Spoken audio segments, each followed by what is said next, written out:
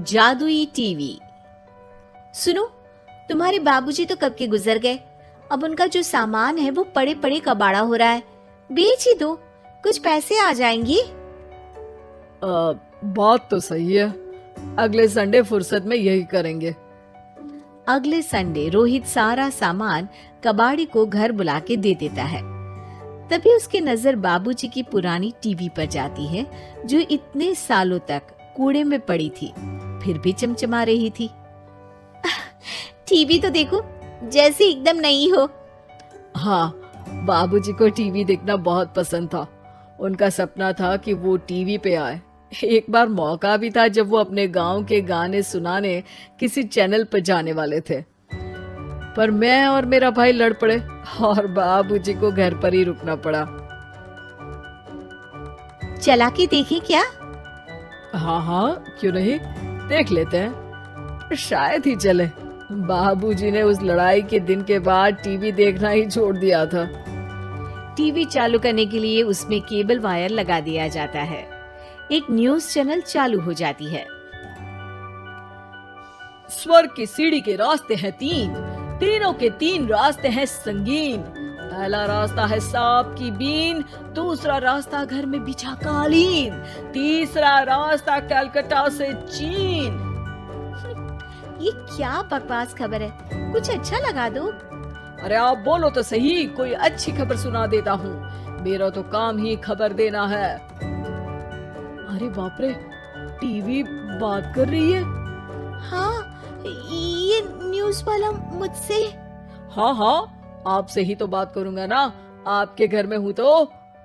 अरे ये सपना है क्या? तुम हमसे बात नहीं कर सकते? अरे सपना नहीं भाई साहब, ये टीवी जादुई टीवी है। बोलो क्या खबर सुननी है, वरना ब्रेक लेने का टाइम आ जाएगा। सुप्रिया घबरा के टीवी बंद कर देती है। वो क्या था? अरे एक बार और चालू करके देखे, फिर से बात करेगा तो चैनल बदल देंगे। सुप्रिया फिर टीवी चालू कर देती है। अरे ऐसा कोई मुंह पे टीवी बंद करके जाता है क्या? मुझे बुरा लगा आपका नेचर। चाय पानी तो पूछो। सुप्रिया टीवी के बटन से चैनल बदल देती है। अब टीवी पर एक फिल्म चल रही है। अरे ये तो सूर्यवंशम है ना?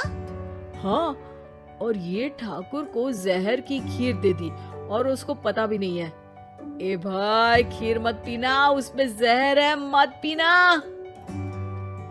ठीक है महाशय, जैसा आप कहें। हाँ।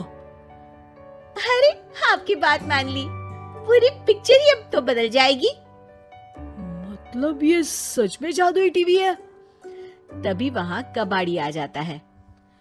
भैया, टीवी के 150 रुपए दूंगा, चलेगा? अरे 1.5 करोड़ में भी ना दे तुमको ये टीवी हम। अरे 1.5 करोड़ खरीदने को होते तो तुम्हारे घर में ये पानी चाय नहीं पीता, अंबानी या टाटा के घर बैठा कोल्ड कॉफी पीता। रोहित कबाड़ी का हिसाब करके उसे वहाँ से चलता करता है और अपने भाई शशिकांत को फोन लगा के बुलाता है। शशि थोड़ी ही देर में वहाँ पहुँच जाता है। क्या हो गया भैया? अरे बाबूजी का टीवी याद है? हाँ हाँ, जिसमें घुसे रहते थे हमेशा वो, और अपने को कुछ नहीं देखने देते थे। अरे वो अब जादुई टीवी बन गया है। भैया, आपकी बकवास करने की आदत अब तक नहीं गई।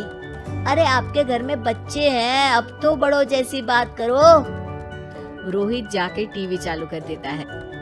टीवी पर एक जादू का शो हो रहा है जिसमें एक जादूगर है। अब मैं अपनी टोपी में से कबूतर निकालूंगा। श्रिंग ब्रिंग शरिंग बम फोपा फुफी फुफा पाउ। टीवी से कबूतर निकलता है और शशिकांत के सर पर आकर बैठ जाता है। भैया, ये क्या हो रहा है? भैया इसे उड़ाओ।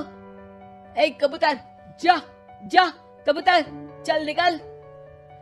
अब मैं टोपी में से सांप। सांप सुनते ही शशिकांत कांप जाता है और भाग के टीवी बंद कर देता है। भैया, सॉरी भैया, मैं समझ गया ये सच में जादुई टीवी है, पर एक बार और ट्राई करते हैं। पर भाभी, कोई दूसरा चैनल लगा हुआ, जिसमें डर ना लगे। सुप्रिया टीवी चला देती है और न्यूज लगा देती है। अरे कितने दिनों बाद मुझे याद आया, बताइए क्या खबर सुनाओ। और ये नया आदमी कौन है? ये मेरा भाई है शशिकांत। ओह यस, वही है ना जिससे तुम लड़ लिए थे किसी बात पे और तुम्हारे बुढ़ाओ पिताजी गुस्सा हो गए थे और टीवी को संन्यास दे दिया था। हैं? तुमको कैसे पता ये सब?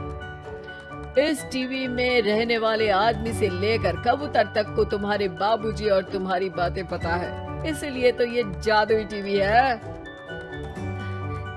ये टीवी क्या कर सकती है वैसे?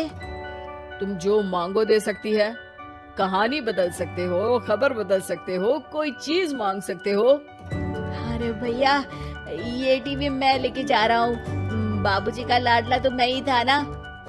अरे ऐसे कैसे? मैं बड़ा बेटा था, अब तक मेरे घर में टीवी थी ना।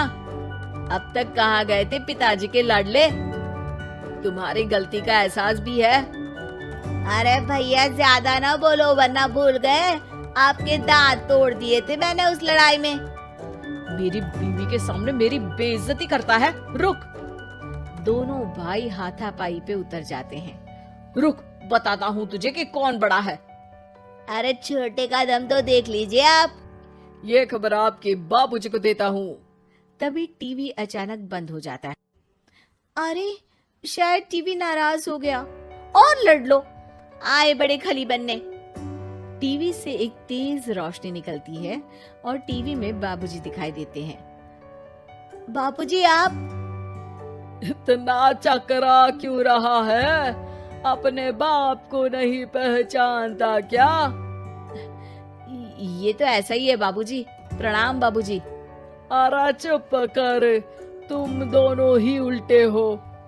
तुम्हारी वजह से मैंने टीवी में आने के सपने को छोड़ दिया, तुम्हारी लड़ाई की वजह से। और तो और, जितना मैं अपनी बीवी को नहीं देखता था उतना टीवी को देखता था, वो भी छोड़ दिया तुम दोनों की लड़ाई की वजह से। और अब मरने के बाद जब मैंने टीवी को जादुई टीवी बना दिया तो भी तुम इसका फल लेने की जगह लड़ रहे हो। अरे तुम तो लायक ही नहीं हो। अब तुमको बाबा जी का ठुल्लू भी नहीं मिलेगा। बाबूजी चले जाते हैं। टीवी बंद हो जाता है। रोहित और शशिकांत गिड़गिड़ा के टीवी के सामने हाथ जोड़ के बाबूजी को बुलाते हैं, पर टीवी सिर्फ धुआं निकालता रहता है।